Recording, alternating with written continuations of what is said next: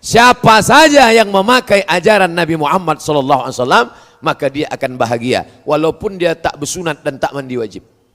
Begitulah janji Allah Subhanahu wa taala. Buka kitab fikih Islam Said Sabiq, dalam fikih sunnah Said Sabiq, dalam pembahasan masalah wakaf, sedekah. Allahumma ftah li abwaaba rahmatik. Ya Allah, bukakan untukku pintu-pintu rahmatmu.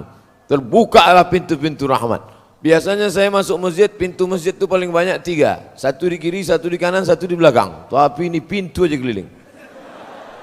Manapun pintu yang mau kita masuk, doanya sama. Allah maftah li abwaaba rahmatik, Allah maftah li abwaaba rahmatik, Allah maftah li abwaaba rahmatik.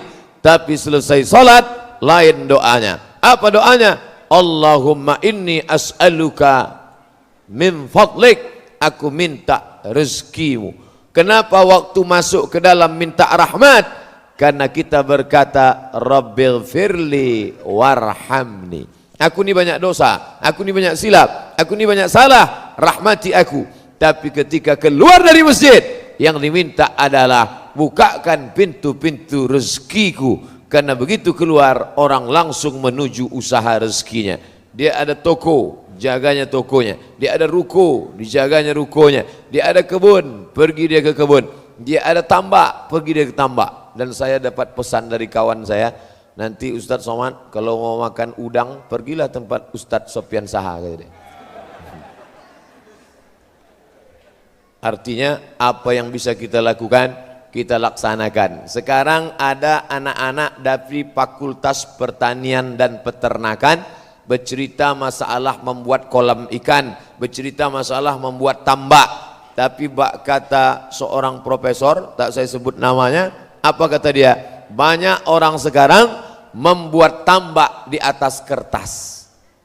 Sarjana, hebat, ukuran tambak ideal, sekian meter kali sekian, dalamnya sekian, hebat dia. Tapi kalau ditanya, mana tambak kau? Ada pak, di mana? Nih makalah. Membuat tambak di atas kertas, tak bisa. Fakultas Pertanian, hebat, cara menanam semangka yang baik. Gemburkan tanahnya, masukkan bijinya, setelah itu dia pun bertunas, disiram dengan ini, dipakaikan ini, nanti akan sebesar ini. Pernah kau coba tanam? Enggak. Oleh sebab itu maka ini ilmu-ilmu terapan semua.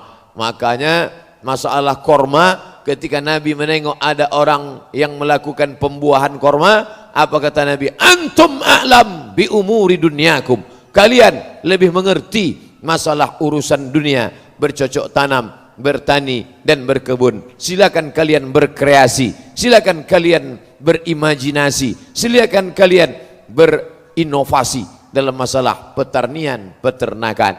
Yang punya ibadah kambing kita, lahir anak akikah kambing, anak bersunat potong kambing. Apa pula bersunat potong kambing?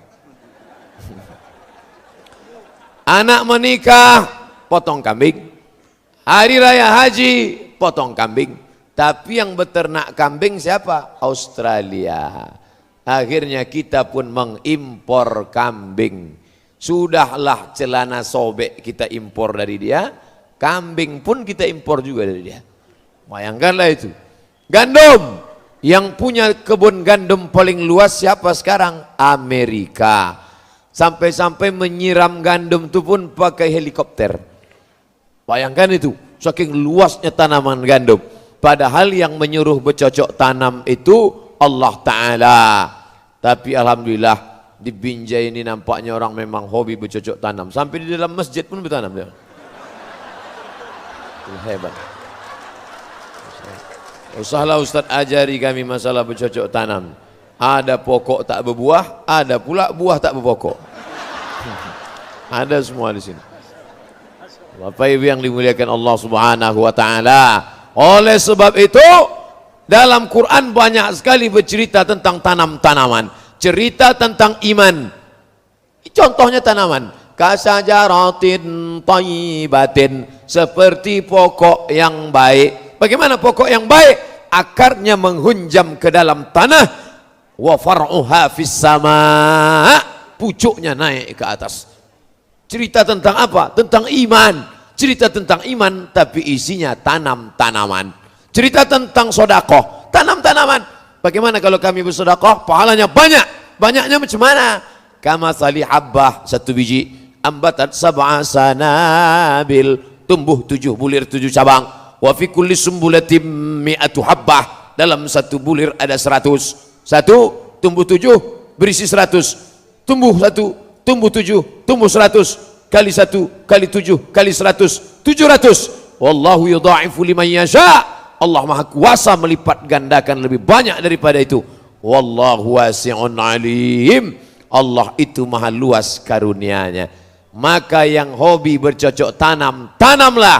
Tanam sawit, tanam karet, tanam getah, tanam jagung, tanam segala tanam-tanaman. Saya tak ada bakat bercocok tanam, Pak Ustaz. Saya tak mau berkubang dengan tanah, taik kambing, taik sapi, pupuk urea, pupuk macam-macam. Saya maunya yang bersih, menjaga toko. Maka selesai solat, fa idza qudiyatis shalah, kalau solat sudah dilaksanakan, fantashiru fil ard, bertebaranlah kalian di atas muka bumi Allah. Wabtaghu min fadlillah, carilah karunia Allah Subhanahu wa taala. Tapi jangan lupa, setelah engkau bekerja, kau tetap berzikir mengingat Allah. Wadhkurullaha katsira, berzikirlah mengingat Allah banyak-banyak. Mudah-mudahan kalian mendapat rezeki Allah. Mengapa Bapak Ibu bisa nyaman mengaji subuh ini? Kenapa besok ada pula kajian lagi? Subuh berjamaah, kajian duha, malam kajian tafsir bersama Ustadz Dr. Sofyan Saha. Mengapa orang bisa nyaman? Karena ada yang dimakan. Berapa banyak saudara-saudara kita pagi langsunglah dia bekerja, mencari barang-barang bekas, mencari makan-makanan bekas. Kenapa? Karena tak ada yang bisa untuk dimakan siang nanti, mesti dia mengais pagi ini. Oleh sebab itu, kada al-faqru, hampir saja fakir, hampir saja miskin, ayyakuna kufran, menjadi kafir. Antara fakir dengan kafir tipis, kafir, fakir. Hanya orang-orang fakir sajalah yang imannya bisa dibeli dengan baju bekas, imannya bisa dibeli dengan mie instan, imannya bisa dibeli dengan baleho, imannya bisa dibeli, suaranya pun bisa dibeli. Kita tengok di beberapa daerah di Indonesia, kalau sudah mau pemilu kada, disawernya duit 50.000, habis, selesai. Tapi di Binjai, orang yang ekonominya mapan, kalau ada calon anggota legislatif, calon bupati, calon wali kota, calon gubernur, dia siram 50.000, ambil uangnya, takkan kami coblos orangnya. Tak laku di Binjai. Di Binjai takkan laku duit 50.000. Kenapa? Karena orangnya ekonomi mapan. 500.000, tidak. 5 juta, istikharah kami dulu. Bapak Ibu yang dimuliakan Allah Subhanahu wa taala. Oh, gitulah hebatnya ekonomi. Oleh sebab itu, ekonomi ini harus dibangkitkan kembali. Ternyata yang mengundang saya para entrepreneur, usahawan muda. Tadi malam pas sedang makan, tiba-tiba saya lihat ada macam sate. Mau saya tanya, tentu kita malu. Saya tak mau nanya, saya tengok aja. Oh, kalau tanya kan nampak bodoh kita. Apa? Kan tidak pula kita tanya, apa ini? Dia mana? Tengok, oh sate kerang rupanya. Siapa yang punya? Ini usaha kita Pak Ustadz. Jadi kalau selama ini orang bawa bolu, selama ini orang bawa makanan manis-manis, sudah banyak yang kenyak kencing manis, diabetes meletus. Maka kami sediakan, nih kerang, sampai dibawa ke Bandung, ke Jakarta. Berapa lama tahannya? 10 jam. Jadi kalau mau pergi ke Jakarta, ke Bandung, bawalah kerang, sate kerang tadi. 10 jam. Asal nampak delay lewat, makanlah. Kok tidak busuk dia, habis. Nah, ini entrepreneur. Ustadz, kalau kami yang ngundang, insya Allah semuanya halal. Karena kami hanya menempatkan ustadz-ustadz yang kami undang di tempat yang halal. Begitu saya duduk, langsunglah datang sup. Tak juga saya tanya, saya tengok aja. Belendir saya tengok. Ini maulah sup bekicot nampaknya. Dikasih tahu sama yang melayani itu. Ini Pak, ini namanya sup asparagus katanya.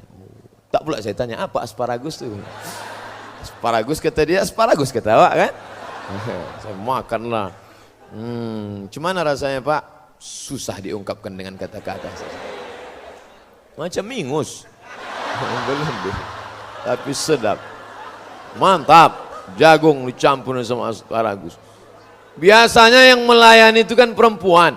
Awak ustad, pakai peci, pakai koko, pakai sorban, duduk di rumah makan. Yang melayani anak gadis pakai rok pendek.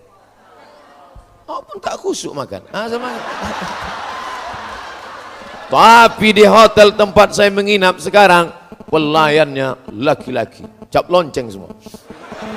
Masya Allah.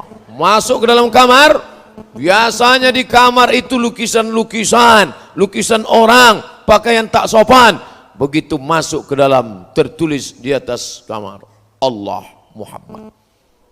Saya tengok pula di sudut, ada Al-Quran. Saya pernah menginap di salah satu hotel, saya buka lacinya, perjanjian lama dan perjanjian baru. Saya buka Matius, Markus, Lukas, Yohanes, Paulus. Tak bisa kita salahkan, tak bisa kita marah. Kenapa kau letakkan di sini? Ini hotel punya aku, ini kitab punya aku. Kau mau tinggal sini, tak mau pergi sana cari lain. Wah, di tempat saya menginap, saya tengok Al-Quran. Masya Allah, ada pula sajadahnya. Saya sampai di Jakarta, masuk di hotel. Begitu sampai ke dalam, tak tahu mana arah kiblat. Akhirnya paksa bertanya sama abang kita, abang Gogel. Ada yang menyebut mbah, dia belum tua. Boleh panggil mbah. Buka Gogel, Gogel, di mana arah kiblat ini? Enter, ditunjukkannya. Sana kata dia, sana kata dia, sana. Kami pun sholat lah. Allahu Akbar. Selesai sholat, pas sholat asar kami tadi ke sana kata dia. Jadi Google ini pun tak juga bisa kita percaya. Tapi di tempat saya menginap sekarang langsung tertulis arah kiblat. Ini siapa yang punya ini? Ini entrepreneur, businessman muslim kita. Makanya saya bangga yang menyambut ini anak-anak muda. Masya Allah, mereka ini yang akan membangkit ekonomi umat di masa akan datang. Allahu Akbar. Dari mana Ustaz tahu ini anak-anak muda? Dari bunyi teriakan Allahu Akbarnya. Makanya tadi berapa kali dipancing Allahu Akbar. Kalau orang tua mana gitu? Allahu Akbar. Allahu Akbar. Menggeletar tangannya. Allahu Akbar. Tapi anak-anak muda ini luar biasa. Selama saya berceramah, rasanya baru inilah kamera paling banyak. 1, 2, 3, 4, 5, 6, 7, 8, 9, 10, 11. Insyaallah sampai 11 kamera. Tapi nampaknya yang hidup 3 aja ini. Yang lain ini mati namanya. Bapak Ibu yang dimuliakan Allah Subhanahu wa taala, subuh penuh barokah. Makanya ada ungkapan orang, jangan sampai kau bangun tidur kesiangan, rezekimu dipatuk ayam. Itu bukan cerita omong kosong. Itu tidak ada dalam hadis sahih. Carilah di hadis sahih Bukhari, tak ada. Hai orang-orang beriman, bangunlah kau cepat-cepat, jangan sampai rezekimu dipatuk ayam. Tak ada. Tak ada. Tapi itu diamalkan orang Cina. Maka saya menjadi dewan juri tanggal 12 bulan 12 2012. Tanggal cantik. Tanggal 12 bulan 12 2012. Dewan Hakim Musabaqah Tilawatil Quran. Kami pun tinggal di hotel. Dari hotel menuju ke penginapan, warung sudah buka, warung kopi. Belum lagi azan, warung kopi sudah buka. Tapi yang menjaga warung kopi bercelana pendek. Ayah, cincai-cincai lah. Warung orang Islam tutup. Orang Islam bangunnya kapan? Jam 7.30. Jam 7.30 barulah dia bangun, gosoknya mukanya, habis itu dibentangnya sajadah. Habis itu tutupnya gorden, matikan lampu. Usolli fardhu subhi rak'ataini lillahi ta'ala. Allahu akbar. Inna salati wa nusuki wa mahyaya. Kata malaikat, ya Allah aku sentil nih, jangan dulu. Jangan dulu. Jam 7.30 kata dia, usolli fardhu subhi. La ilaha illallah. Itu entah di daerah mana lah itu. Tapi di Binjai ini Masya Allah, belum saya sampai sudah ramai menyambut, menarik-narik baju, menarik. Apa dipegang, begitulah mereka. Mau dirasakan mereka gemuk apa tidak Ustaz nih? Itulah mereka. Insyaallah. Bapak Ibu yang dimuliakan, digambarkannya Nabi Muhammad itu miskin, susah, melarat, jubahnya compang-camping, tak ada yang bisa dimakan. Ini Nabi Muhammad SAW versi Snokhorgronj yang datang dari Belanda, habis itu masuk ke Makkah, pura-pura masuk Islam, dirobahnya namanya menjadi Abdul Ghafur. Untung tak Abdul Somad. Setelah itu 6 bulan dia di Makkah, dikawaninya orang-orang Islam yang ada di Makkah. Selesai itu dia pun pergi ke Aceh, di obok-oboknya Aceh, di laga-laganya orang Aceh. Setelah hancur, dia pun balik ke Bandung. Dari Bandung balik ke Amsterdam. Snok Murtad Horgronj, neraka jahanam tempat dia. Nah, itulah yang merusak Islam. Digambarkannya Nabi Muhammad itu miskin, susah, melarat. Maka bacalah sejarah Nabi Muhammad SAW yang ditulis oleh para ulama. Yang paling tua Sirah Ibnu Ishaq, dilanjutkan oleh Sirah Ibnu Hisham, dilanjutkan oleh ulama-ulama sampailah ulama kontemporer. Syekh Muhammad Said Ramadan Al-Buti ada menulis, Syekh Al-Mukarram Mustafa Sibai ada menulis, ada pula yang ditulis oleh Syekh Muhammad Al-Ghazali ada menulis, ada pula macam-macam sejarah Nabi. Tapi yang the best, terbaik, ditulis oleh Syekh Safiur Rahman Al-Mubarak Furi dari India. Penulis sejarah Nabi terbaik di dunia, pemenang Nobel nomor 1, ditulis oleh Syekh Safiur Rahman Al-Mubarak Furi dari India. Bukan dari Mesir, bukan dari Makkah, bukan dari Madinah, tapi dari India. Allah mau menunjukkan derajat India, negeri muslim. Peninggalannya Taj Mahal, ulamanya Al-Kandahlawi, India. Maulana Ishaq, India. Maulana Zakaria, India. Safiur Rahman Al-Mubarak Furi, India. Tapi anak-anak kita sekarang asal udah disebut India, tahu apa kok India? Amitabh Bachchan, Kuch Kutahe, Kabi Kaciham. Ibu-ibunya pula apa India? Joda Akbar. Neleng merusak ini. Apa ibu yang dimuliakan Allah Subhanahu wa taala? Syekh Safiur Rahman Al-Mubarak Furi dalam kitab Ar-Rahiq Al-Maktum yang pernah mendapatkan Nobel sejarah Nabi Muhammad terbaik, apa kata dia? Nabi Muhammad sallallahu alaihi wasallam menikah dengan Khadijah, maharnya isruna bakarah, 20 ekor unta. 20 ekor bakarah. Kalau unta yang sudah dewasa namanya ibil. Afala yanzuruna ilal ibili kaifa khuliqat. Disebut juga dengan naqah, tapi onta yang masih anak, masih muda, bakarah. Kira-kira onta muda ini berapa lah Pak Ustadz? Sekitar 35 sampai 50 juta. 35 juta kali 20 sama dengan 700 juta. Anak muda umur 25 tahun menikah, maharnya 700 juta. Orang kaya apa orang miskin? 700 juta. Tolong angkat tangan yang nikah kemarin maharnya 700 juta. Menyesallah ibu-ibu yang kemarin nikah maharnya seperangkat alat sholat dan kitab suci Al-Quran. Itu masih untung. Ibu-ibu nikahnya dulu seperangkat alat sholat. Seperangkat alat sholat dan kitab suci Al-Quran. Yang anak-anak muda ini sekarang, kupinang kau dengan bismillah. Gaya bolehlah. Wow, pergi tuh kok. Oh, Allah tidak.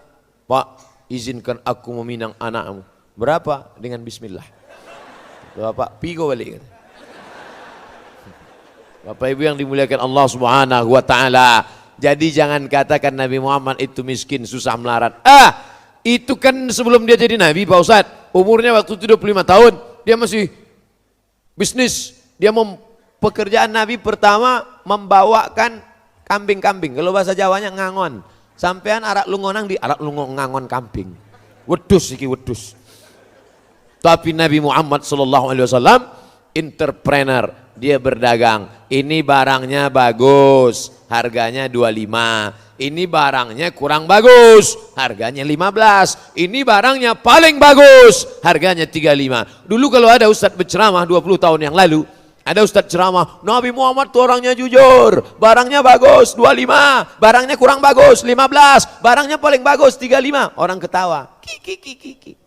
Kalau macam itu belagang mana mau orang beli, tak laku lah kata dia. Sekarang apa yang terjadi? Cara Nabi Muhammad sallallahu alaihi wasallam itulah yang dilakukan orang sekarang di supermarket, di toko pasar buah. Kalau buahnya bagus 25.000. Kalau kurang bagus 15.000. Kalau bagus betul 50.000. Kalau macam ini 50 nih.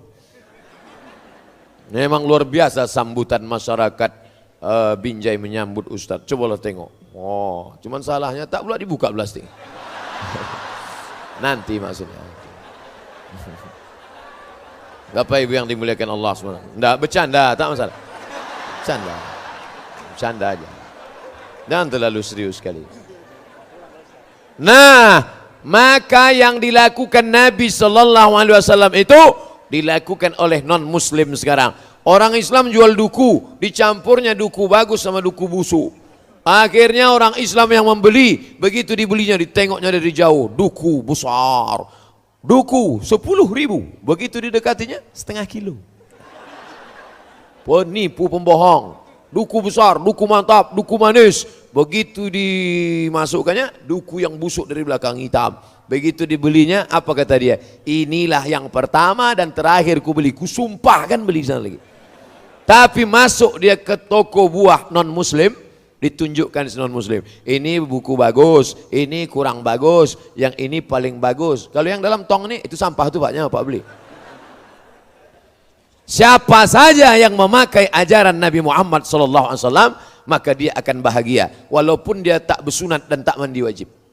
Begitulah janji Allah Subhanahu wa taala. Buka kitab fikih Islam Said Sabiq, dalam fikih sunnah Said Sabiq, dalam pembahasan masalah wakaf, sedekah. Orang kafir yang bersedekah langsung dibalas Allah di dunia. Makanya mereka rajin bersedekah. Dicarinya panti asuhan bersedekah. Kenapa? Kok kenapa rajin bersedekah? Hanya hoki lah. Setelah bersedekah rezeki saya makin lancar. Ustadz, ya kenapa orang kafir kalau bersedekah di dunia ini langsung dibalas Allah cash? Allah balas di dunia langsung cash, supaya di akhirat tinggal masuk neraka. Begitulah. Kejam sekali Ustadz ini. Kasihanlah dia Pak Ustadz. Kalau engkau kasihan menengok dia, orangnya sudah baik, banyak anak yatim ditolongnya, banyak panti jompo, panti asuhan dibantunya, kasihan nengok dia. Maka panggil dia, hai saudaraku, ya, maukah engkau kuselamatkan dari neraka jahanam? Mau. Bagaimana caranya? Kau sebutkan passwordnya. Asyhadu an la ilaha illallah wa asyhadu anna Muhammadan Rasulullah. Masalah gunting pita, jangan kau takut. Tak sakit.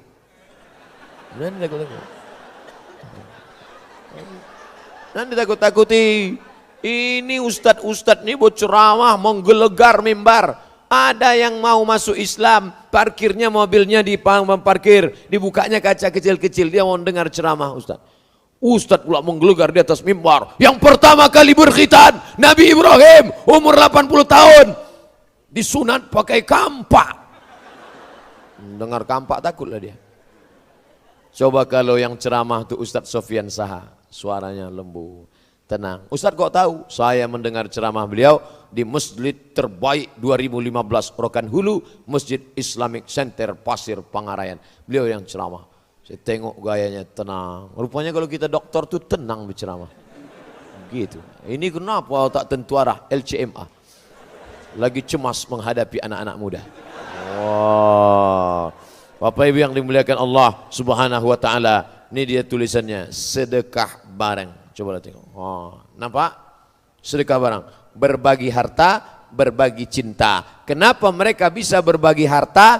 Karena mereka punya harta yang terbaik.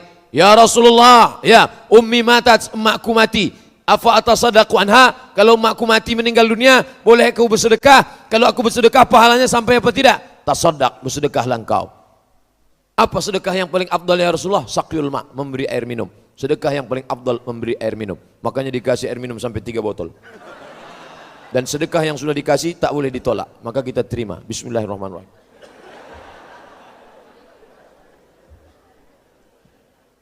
Saya di mana-mana ceramah 60 menit.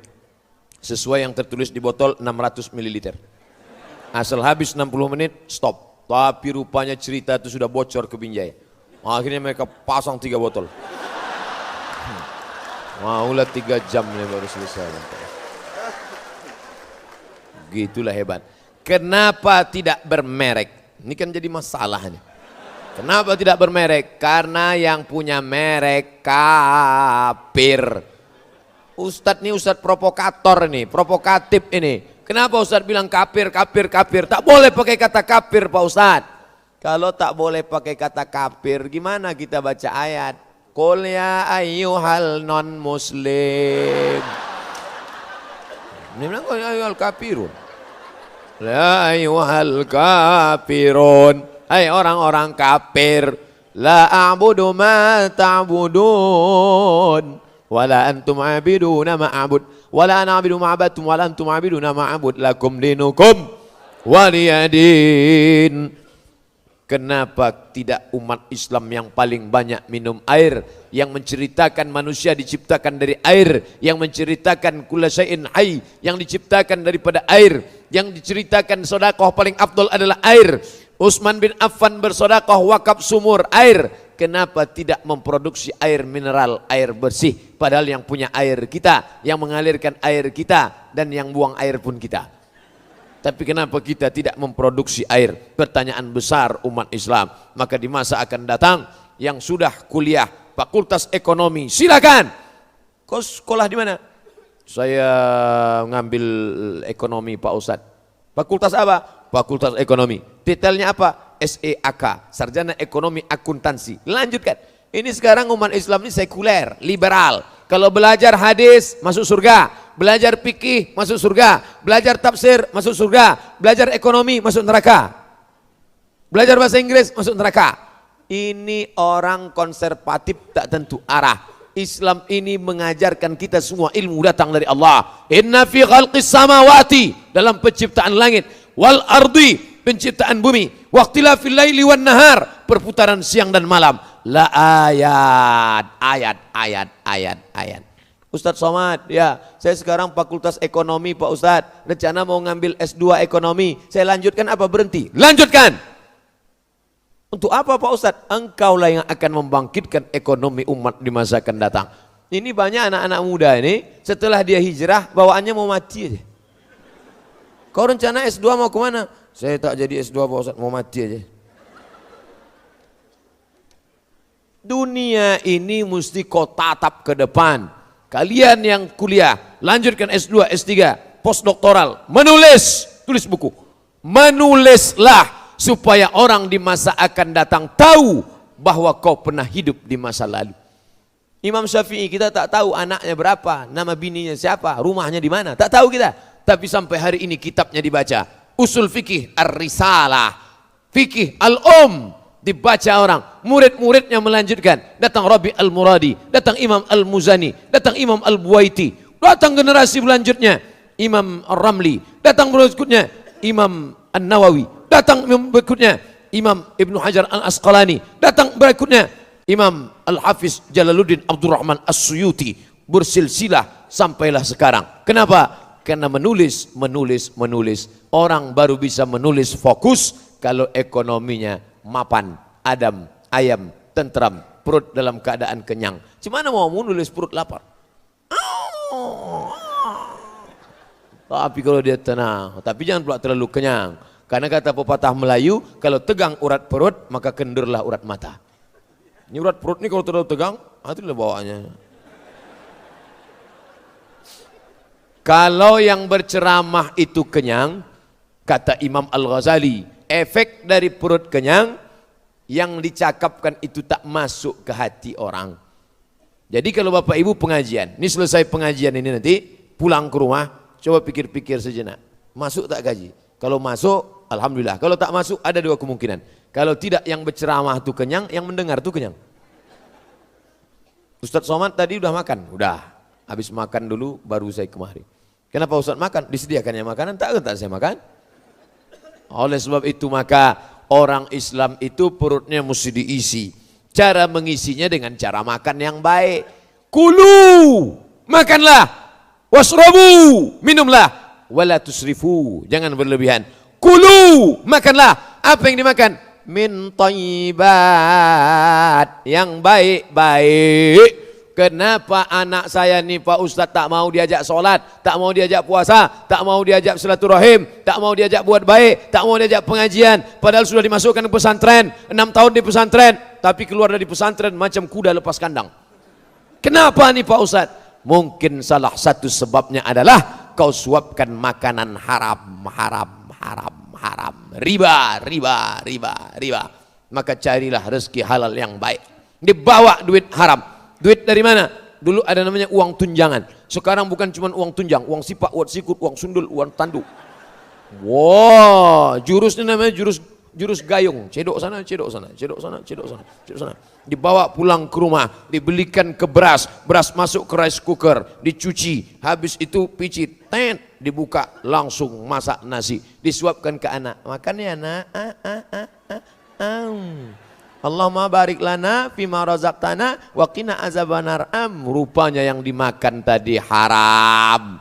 Satu piring nasi berubah setetes darah masuk ke dalam jantung, disemburkan jantung, naik ke atas otak.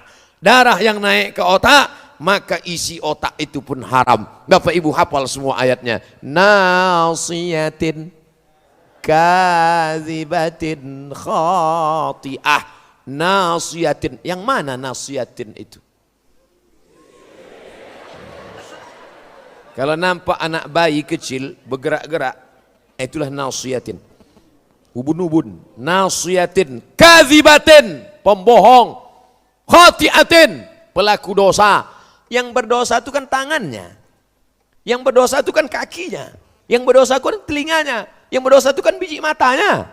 Kenapa yang disebut berdosa itu ubun-ubunnya? Karena ternyata ubun-ubun inilah yang memerintah. Makanya kalau tak sempurna darah naik ke ubun-ubun, itulah tak sempurna. Mohon maaf tersinggung pula. Tak sempurna. Nasiatin, ubun-ubun. Kadzibatin, pembohong. Khati'atin, pelaku dosa. Kenapa? Karena disuapkan makanan yang haram. Setetes darah haram menodai isi otak kepala anak-anakmu. Ternyata otak ini kata dokter otak, spesialis otak. Saya ditelepon oleh mahasiswa Fakultas Kedokteran. Assalamualaikum. Waalaikumsalam. Betul nih Ustadz Abdul Somad? Tak salah lagi. Bisa Ustadz kami undang di Fakultas Kedokteran? Kalian salah undang. Apa pula saya ke Fakultas Kedokteran? Nanti Ustadz bicara tentang otak. Aku tak paham otak. Otak-otak tahu? Otak-otak banyak di Batam. Nah, rupanya Pak Dokter Otak menjelaskan, Ustadz Somad, otak ini ada 4. Otak muka, otak belakang, otak kanan, otak kiri. Otak yang di depan inilah yang berpikir. Otak di depan nih, maka pikirnya rusak. Gara-gara apa? Kita kasih makan haram. Ustadz jangan ragu makan bolu ini, karena bolu ini tak pakai tuak. Bolu ini tak pakai khamar, bolu ini tak pakai pengawet. Ustadz makan, maka makan saya bolu. Oh tadi malam saya makan. Gimana rasanya Pak Ustadz? Saya jawab, kata tak bisa mewakili rasa. Dan setiap rasa akan berdusta ketika bercerita tentang kata. Maka kata tak pernah bisa mewakili rasa sejujurnya. Panjang kali cerita Ustadz.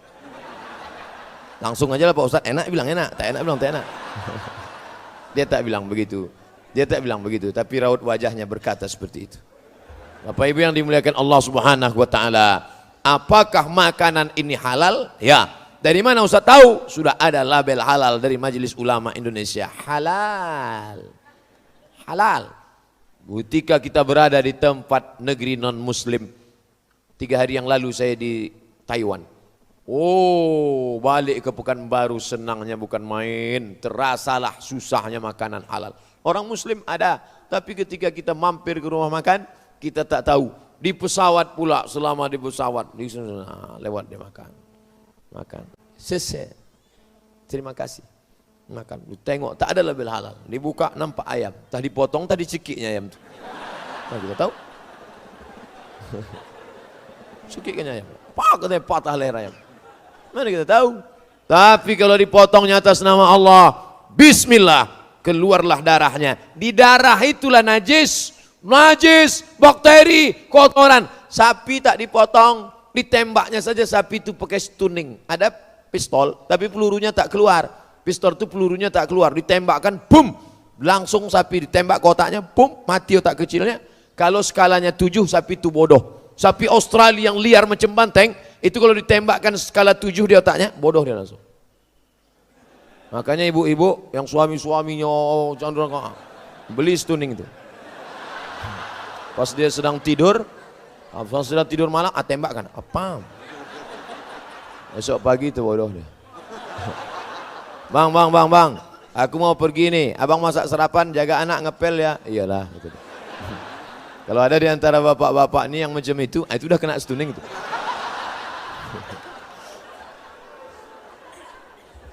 Tapi kalau skalanya dinaikkan 8, 9, 10, sekali tembak, pup, mati. Mati sapi, darahnya tak keluar. Darah bercampur dengan daging, itulah dia bergumpal biru-biru. Akhirnya dipotong daging. Tadi pakai mesin pula, dipotong, dikerat. Lalu kemudian diletakkan di atas api. Tak masak. Masukkan ke roti. Kasihnya saus. Makan, wow, barbecue. Begitu selesai dimakan, mata berkunang-kunang, kena penyakit apa namanya? Medco. Med sakit, ko sapi, medco sapi gilo. Oleh sebab itu datanglah ajaran Islam mengajarkan. Bagaimana caranya? Disembelih bismillah, Allahu Akbar. Pisaunya ditarik dari bawah. Ini pisau, tarik dari bawah. Bismillah. Kenapa tak dari atas ke bawah? Kalau dari atas menyembur darahnya ke atas. Ustadz pernah motong? Enggak. Tahu dari mana? Kata orang gitu. Saya golok ada di rumah. Ustadz, belilah golok ini. Berapa harganya? 500.000 untuk persiapan hari raya kurban. Oke, ada saya beli. Begitu dah saya potong, menengok wajah sapi itu, tak sampai hati saya. Saya ini walaupun ceramah keras, tapi hati saya lembut. Menengok sapi itu tak sampai hati saya. Gimana Pak Ustadz? Ustadz yang potong. Kalianlah yang potong. Kalian yang potong. Tapi kalau udah masak, tak pula sampai hati kita meninggalkannya kan? Itu pula dia. Bapak Ibu yang dimuliakan Allah Subhanahu wa taala. Suatu ketika datanglah orang menelpon saya. Assalamualaikum. Waalaikumsalam. Suaranya tersengal-sengal seperti orang habis berlari. Assalamualaikum Pak Ustaz. Assalamualaikum Pak Ustaz. Waalaikumsalam. Ini ada kambing ditabrak mobil Pak Ustaz. Terus gimana? Mau kami sembelih? Boleh Pak Ustaz. Langsung sembelih. Takutnya mati nanti. Yalah. Disembelih. Selesai sembelih, mati kayak. Lupa saya nanya, kambing siapa? Cara motongnya sudah benar. Cuma punya siapa? Ini halal, jambu ini halal, anggur korma ini halal, jeruk ini halal. Tapi apakah punya siapa? Ini banyak orang sekarang tak tahu jelas punya siapa. Punya siapa? Asal sudah diletakkan di meja, punya ustadz lah itu. Dah. Tak perlu pula pakai penyerahan aku serahkan ini satu tunai. Tak perlu. Urf, itulah berlaku urf. Asal sudah kami letakkan, tak perlu tanya-tanya lagi. Bapak Ibu yang dimuliakan Allah Subhanahu wa taala, maka kita jaga ini, jaga makananmu. Kau jaga makananmu, takun mujabud dakwah. Kau jaga makananmu, doamu akan makbul. Makanan yang halal mempengaruhi doa. Allahumma hadina fi man hadait. Amin. Wa'afina fi man afait. Amin. Kata Nabi SAW, rajulun, ada orang, as'as, rambutnya kusut, aghbar, berdebu. Kenapa rambutnya kusut dan berdebu? Tak mandi-mandi. Kenapa dia tak mandi? Takut kalau dia mandi rambutnya gugur, bayar dam. Dia sedang dalam keadaan ihram, musafir, perjalanan panjang. Ya muddu yadayhi ila sama', diangkatnya tangannya ke langit. Ya Rab, ya Rab, ya Allah, ya Allah. Tapi doanya tak dikabulkan Allah. Kenapa? Mat'amuhu haram, makanannya haram. Masrabuhu haram, minumannya haram. Kalau gitu tak usah belikan makanan, tak usah belikan minuman, lalu belikan pakaian, belikan jilbab. Malbasuhu haram, pakaiannya haram. Wa ghuziya bil haram, disuapkan makanan haram. Makanya saya kalau diundang oleh lembaga-lembaga riba, koperasi riba, kerjasama riba, bank riba, Diundangnya saya, Ustaz ceramah, saya tak bisa datang, tolonglah Pak Ustaz. Saya tak bisa datang, tolonglah Pak Ustaz. Lama-lama capek saya, yalah aku datang. Dikasihnya air minum, tak saya minum, riba, gimana saya minum? Ustaz tak minum, tidak. Dikasihnya kue, tak saya makan. Dikasihnya duit, saya bawa. Duit itu saya kumpul banyak-banyak. Ini dari koperasi riba, ini dari bank riba, ini dari kumpul banyak. Pas mau puasa, saya bagikan ke fakir miskin. Sikit-sikit pula kecil, bagi-bagikan aja lah. Tapi kalau banyak, itu tak susah. Ini Pak Ustaz banyak, ini tak riba Pak Ustaz. Ulama tak sepakat dalam masalah. Ada beberapa mazhab ini. Ada Hanafi, ada Maliki, ada Syafi'i, ada Hambali. Bapak Ibu yang dimuliakan Allah Subhanahu wa taala. Nah, kalau sudah duit banyak, barulah cerita pembangunan masjid yang indah, Masya Allah. Itulah gunanya pakai kubah. Ini kubah namanya, kubbahtun, kubah. Kenapa pakai kubah? Karena arsitektur melengkung, kan melengkung kubahnya. Kalau melengkung tak perlu ada tiang di tengah. Kan tak ada tiang tengah kan? Tak ada. Kenapa? Karena atapnya melengkung. Kalau tak ada tiang di tengah, sop tak putus. Maka sop tak putus. Mantap. Saya pun ceramah tak terhalang. Kalau ada tiang-tiang di tengah itu, yang pertama banyak orang bersandar. Yang kedua, mata kita tak jelas menengok jamaah. Yang ketiga, ayat-ayat itu tak sampai ke telinga jamaah, tersangkut di tiang-tiang itu. Tapi ini siapa yang membangun masjid nih? Siapa yang mewakafkan tanahnya? Siapa yang mewakafkan batu, semen, kosen? Siapa yang mewakafkan? Ini orang-orang kaya, luar biasa, wakaf. Nih, ada pula gambar saya di belakang. Wakaf, luar biasa. Oleh sebab itu, man bana masjidan, siapa yang membangun masjid, banallah mislahu baitan fil jannah, dibangunkan Allah untuknya satu istana di dalam surga. Dari mulai tadi malam, kabarnya tadi malam saya dapat SMS, Ustadz ini ada foto WA, WhatsApp. Dari mana? Dari Masjid Raya, Masjid Agung. Dari Masjid Agung Binjai. Tapi pengajiannya subuh besok, jamaah sudah iktikaf Pak Ustadz. Ternyata tadi malam jamaah sudah iktikaf. Inilah yang kelompok VVIP, very very important person. Biasa iktikaf mereka dari tadi malam. Nah, entah wuduknya batal, kacau juga itu. Kalau sempat iktikaf dari tadi malam, keluar angin, mau ambil wuduk lagi, hilang seat satu. Luar biasa jihad masyarakat Binjai. Maka mengalirlah pahalanya kepada orang-orang yang berwakaf. Tapi Islam itu adil. Yang punya duit, wakaf. Yang punya semen, infak. Kami tak ada Pak Ustadz. Sodakoh. Sodakoh itu adil. Yang punya semen, kau bawa 100 sak semen. Aku tak ada duit untuk beli semen. Likulli sulama minkum sodakoh. Setiap tulang-tulang sendimu kau pakai untuk bersodakoh. Aku memang bawa semen tak bisa. Tapi untuk mengacau semen bisa. Maka diambilnya semen, batu, kerikil, dikacaunya lah semua. Dia pun ikutlah ngecor sampai lecet-lecet tangannya, sampai luka. Maka dia ikut pahala. Kau pilih dua dalam membangun masjid. Pertama, kau ikut ngasih duit, tak bisa, kau berikan tenaga. Jangan ya kau jadi orang yang ketiga. Ini ada orang ketiga, ngasih semen tak mau, ikut gotong royong tak mau. Setelah masjid selesai, baru dia tegak. Ini nampaknya miring tangannya.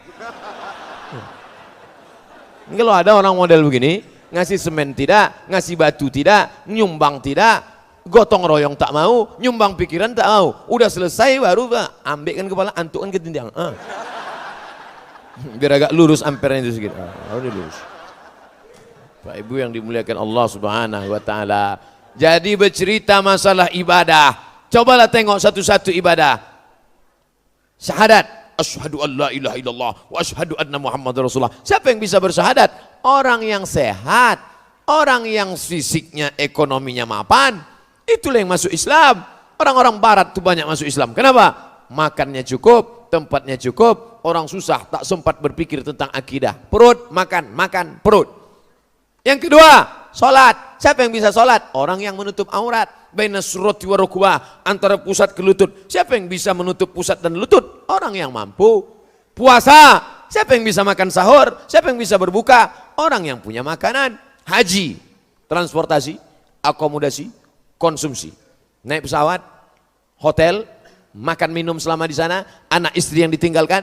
Sekarang ONH biasa, saya tak tahu Binjai. Kalau Pekanbaru, store 2017, berangkat 2031. Kenduri tiap tahun. Tiap tahun kenduri. Dan saya datang ke rumah ya, apa kenduri haji. Kapan Bapak berangkat? 2031. Lama lagi itu Pak, biar cepat kita dorong dengan doanya.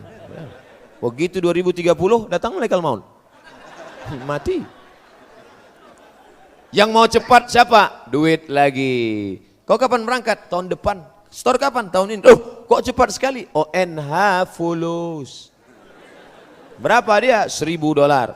$1 1.300 kali 1.000 130 juta. Bisa dia berangkat. Orang yang hatinya bersih, menengok kawan rezeki lancar, ikut senang. Mau kemana bro? Mau pergi haji. Senang store ONH ya? Iya. Berangkat haji? Iya. Siapa yang berangkat? Aku. Binimu ikut? Tidak. Alhamdulillah. Kalau sempat disebutnya aku berangkat, biniku berangkat, anakku berangkat, mertuaku berangkat, naik pesawat NH+, mati kontan. Busuk hati. Makanya makan bersih, hati bersih, muka sudah bersih, tangan sudah bersih, mata sudah bersih, tapi hati belum bersih, maka pengaruh makanan luar biasa. Makanya tak boleh makan babi. Kenapa tak boleh makan babi? Karena makanan berpengaruh pada perbuatan. Kalau bapak ibu tengok ada orang yang seruduk aja, wah itu babi makannya. Memang tidak daging itu dimakannya, tapi paling tidak makanan-makanan olahan-olahan. Roti pakai kuas, kuasnya apa? Bulu babi. Kenapa pakai kuas bulu babi? Karena lembut, gurih. Nah, nanti kuas-kuas roti yang di rumah, coba cabut, bakar pakai lilin. Kalau terasa macam bau rambut dibakar, itu bulu babi. Semuanya. Merokok, pakai filter. Filternya apa? Hemoglobin darah merah babi. Makanya ketika muncul isu hemoglobin filter dari darah merah babi, yang pertama unjuk rasa di Amerika adalah Zeus. Siapa itu? Yahudi. Orang Yahudi tak makan babi. Yahudi tidak makan babi. Haram bagi mereka babi. Maka mereka unjuk rasa. Kami tidak mau kalau filter rokok diambil dari hemoglobin darah merah babi. Karena kami tak mau makan babi tak langsung. Orang Islam tak ada unjuk rasa. Santai aja. Mau babi-babi lah.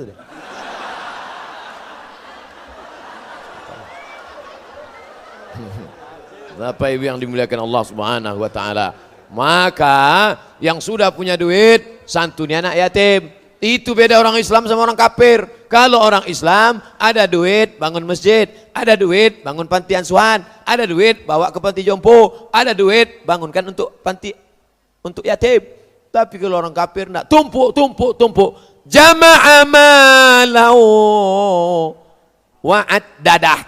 Jamaah kumpul, ad-dadah, hitung. Kerjanya cuma dua, kumpul, hitung. Maka jangan heran dia duduk temenung sendiri. Apa itu? Itulah kerjanya, kumpul, hitung. Tiba-tiba tak ada angin, tak ada hujan, stres, mati, selesai. Orang Islam tidak. Kenapa asik kau mengurus toko ruko? Kenapa asik berdagang ternak, ternak lele, ternak ayam, ternak merpati, ternak puyuh? Kenapa? Karena aku ingin supaya ini banyak berbagi. Maka yang sudah punya bisnis silakan. Kamu banyak kebun sawitmu? Tak banyak Pak Ustaz. Berapa hektar? Malu saya nyebutnya sama Ustaz. Sebutlah. Ya sejauh mata mandang lah Pak Ustaz. Masya Allah. Kau tanam apa? Aku tanam karet getah Pak Ustaz. Berapa hektar? Tak banyak Pak Ustaz. Sebutlah sama Ustaz apa salahnya? Ya cukuplah untuk 70 keturunan Pak Ustaz. Mantap. Inilah yang akan selamat di masa akan datang. Membangun masjid, gotong royong, hatinya tenang, sholatnya khusyuk, membantu orang susah. Balik dari pengajian ini, cari MDA nanti sore. Habis sholat zuhur, pergi ke MDA. Assalamualaikum Pak Kepala MDA. Ya, berapa guru yang belum digaji? Berapa anak yatim yang belum bayar uang sekolah? Berapa pakaian yang compang-camping? Nih, tunjukkan daftarnya. Ini daftarnya. Ini. Bapak mau bantu? Enggak, mau nengok aja. Kau bantulah. Itulah yang akan menolong engkau di hadapan Allah Subhanahu wa taala. Kullu mri'in, semua orang di dunia tahta zilli shadaqatihi. Sekarang enak kita bernaung. Saya tadi dari Hotel Saka kemari bernaung dalam mobil. Merek mobil tak boleh sebut, menjaga kode etik jurnalistik. Sampai di sini bernaung pula di atap masjid. Kubah kokoh, hebat, mewah, lampunya cantik. Sayang tak menyala. Keluar dari sini, masuk lagi nanti ke tempat jamaah. Pokoknya ada tempat bernaung, tapi nanti di sana tak ada tempat bernaung. Jangankan atap masjid, jangankan atap hotel. Wa takunul jibalu kal ihnil mau bulu kambing yang dihembus angin. Gunung Singgalang, Gunung Bromo, Gunung Kidul, Gunung Sinabung, macam bulu kambing yang dihembus angin, tak bermakna.